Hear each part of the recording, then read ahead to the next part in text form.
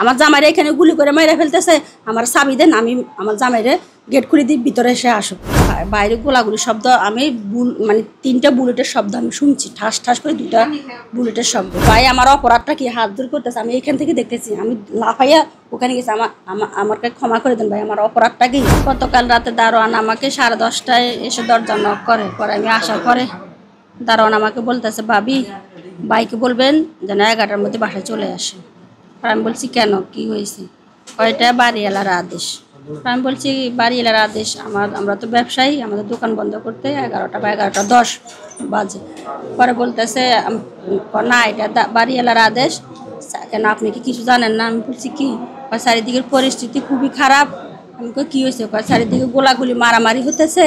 হ্যাঁ, আপনি ভাইকে বলবেন যেন 11টায় চলে আসে, আমি কিন্তু তালা লাগাই দিব। পরে আমি বলছি আচ্ছা, উনি আসলে আমি ওনারে বলবো। কথা বলে আমি রান্নাঘরে গিয়েছি। আমি রান্নাঘরে যাওয়া মাত্র উনি ভিতরে গেটটা লাগাই দিছি। উনি গেটে তালাটা লাগাই রাখছে। লাগানোর পরে আমি আবার আমার কারিগরের ফোন দিছি, কারিগর আছে এখানে, কারিগরের ফোন দিছি যেন 11টার আগে চলে আসে। ওরা বুড়ো যেন বলে তোমরা, কারিগরকে আমি ফোন দিছিলাম, আমার মেয়েরে বলেছি ফোন দাও, কারিগরের ফোন দিছে। ওই টাইমে ওরা দোকান ক্লোজ করে তালা লাগাইতেছে, তালা লক করতেছে। এর মধ্যে 2 মিনিটও হয় না, আমার হাজবেন্ড চলে আসছে। মোটরসাইকেলের আওয়াজ শুনে আমার ছোটো মেয়ে বলতেছে, আম্মু আমার আব্বু আসছে। ও আমার আগেই তাড়াতাড়ি বের হয়ে গেটের সামনে চলে গেছে। ছোটো মেয়েটা গেটের সামনে যাওয়ার পরে ওই মেয়েটা গুলির গড় শব্দ, মেয়ে কান্না করতেছে বাইরে। আর আমি এখানে দাঁড়ানো, বাইরে গোলাগুলি শব্দ, আমি মানে 3টা বুলেটের শব্দ আমি শুনছি, ঠাস ঠাস করে 2টা বুলেটের শব্দ। শোনার পরে যখন আমি ওনার কণ্ঠ শুনছি, উনি বলতেছে ভাই আমার অপরাধটা কি, হাত ধরে করতেছে, আমি এখান থেকে দেখতেছি, আমি লাফাইয়া ওখানে গেছি, আমাকে ক্ষমা করে দেন ভাই, আমার অপরাধটা কি। আর শুধু বলতেছে এই গেটটা খোলো, গেটটা খোলো। তখন আমি চিন্তা করছি আমি দারোয়ানকে ডাক দিব না, যেহেতু আমার এ ডাক দিছে গেট খোলো, গেট খোলো। আমি দৌড়ে গেছি গেটটা খোলার জন্য, ছিটকানি খুলে দিলেও ভিতরে ঢুকবে, আমরা মা মেয়ে 2জন আছি, প্রয়োজনে আমরা বাইরে থাকবো, আমরা মরে যাবো, আমার জামাইটা বাঁচতে হবে, আমি ওরে ভিতরে নিয়ে আসবো। কিন্তু আমি যাই দেখি গেটে তালা লাগানো। তালা লাগানোর পর আমি পাগলের মতন হয়ে আমি দারোয়ানের রুমে যেয়ে দরজা ফিটিয়ে দিচ্ছি। আমাদের চিৎকারে দারোয়ান ভিতরে দিয়ে ছিটকানি লাগাইয়া হেরা ভিতরে বসে আছে বউ বাচ্চা নিয়ে। আমি একবার দারোয়ানের রুমে ওখানে দরজা ফিটাই, আবার ও যে চিলাচিলি করতেছে বাইরে, আমি আবার গেটের সামনে যাই, আবার এদের রান্নাঘর এখানে, আমি আবার রান্নাঘর আসি। আমি ভাবছিলাম ভিতরে তো অন্ধকার, এরা লাইট বন্ধ করে দিছে। আমি আবার এইখানে সামনে যাই, এরা এইখানে আসছি কিনা, এইখানেও আসছি, এরা এইখানেও নাই। আবার ওদের এখানে যাই, আবার আমি দরজার সামনে, কিন্তু কোনো সারা শব্দ না পাই। আমরা চিলি করার পরে আমি হঠাৎ করে জানালাটা খুলে ফেলি। জানালা খোলার পরে দেখি এরা সব ভিতরে। জানালা খোলার সাথে সাথে দারোয়ানের লাইট দিয়ে দিছে। পরে আমি বলতেছি কী ব্যাপার, আপনি ভিতরে কেন? আপনার বাইরেও তালা দিলেন, আপনার ভিতরে আপনি ছিটকানি দিলেন, আপনার কি তালা খুললেন না কেন? আমার চাবি দেন।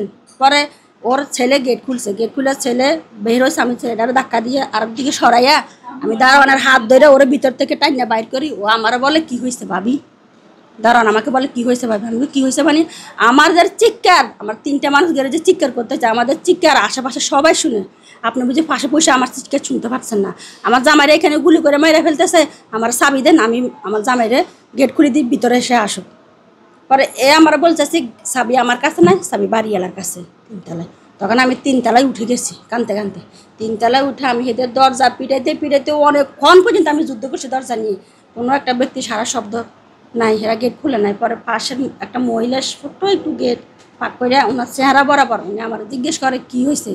আমি বলছিলাম ভাবি আমার জামাইরে এখানে গুলি করতেছে, কেউ আসতেছে না। উনি কথা শোনা মাত্র গেটটা আবার বন্ধ করে দিছি, ওনার দরজাটা উনি ক্লোজ করে দেওয়ার পর আমি আবার বাড়িওয়ালার দরজার সামনে মাথা হাজারি করতেছে, আমার চাবিটা দেন, আপনারা কেউ বের হয়ে আসে নাই।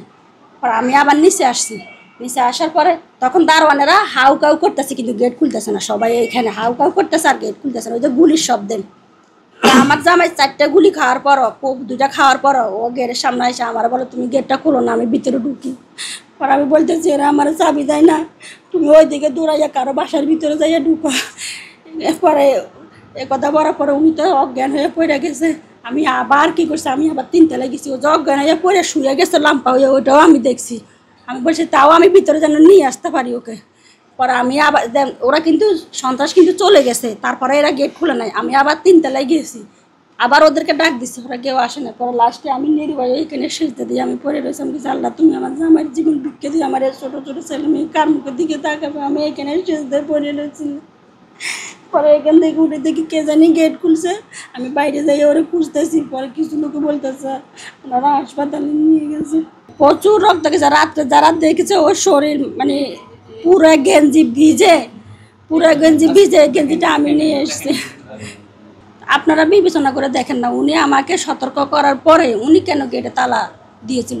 উনি আমাকে সতর্ক করছে, আমার স্বামীটা আসতো, আমার সন্তান বাইরে, ওরা 4 জন মানুষ বাইরে, আমার 2টা কারিগর বাইরে, আমার স্বামী বাইরে, আমার সন্তানটা বাইরে।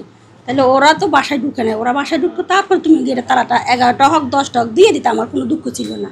কিন্তু ওনারা ভিতর বাইরে থাকা অবস্থা উনি আমাকে সতর্ক করে উনি কীভাবে গেটে তালা দেয়?